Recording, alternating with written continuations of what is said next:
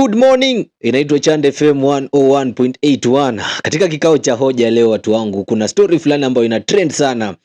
Nairobi City County Governor pale Johnson Sakaja amemchagua Gaucho Calvin Sokotha kama one of the board members wa Mama Lucy Kibaki Hospital.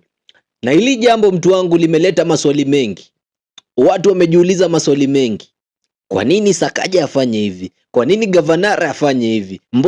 Mbona limeleta maswali mengi sana katika mitandao ya kijamii, na binti mmoja pale katika Facebook pale amepost akasema, yani you do medicine for 7 years only to be managed by class 2 dropout. Watu wangu, sijui una maoni gani kuhusu hili jambo, na pengine sijui hili jambo litamuathiri vipi Gavana Sakaja katika siasa zake za 2027, ama zitaongezea nini katika siasa zake za 2027 kama gavana wa kaunti ya Nairobi. Tutakuwa tunazungumza na wewe pale. Piga simu katika nambari yetu ya studio pale 0745602872. Tuma SMS pale, sema na sisi, tuambie, je, Sakaja kumchagua Gaucho kama one of the board members pale katika Mama Lucy Kibaki Hospital pale, board of management pale katika Mama Lucy Hospital, itamuathiri vipi ama itamuongeza nini katika siasa zake za mwaka 2027? Inaitwa Chande FM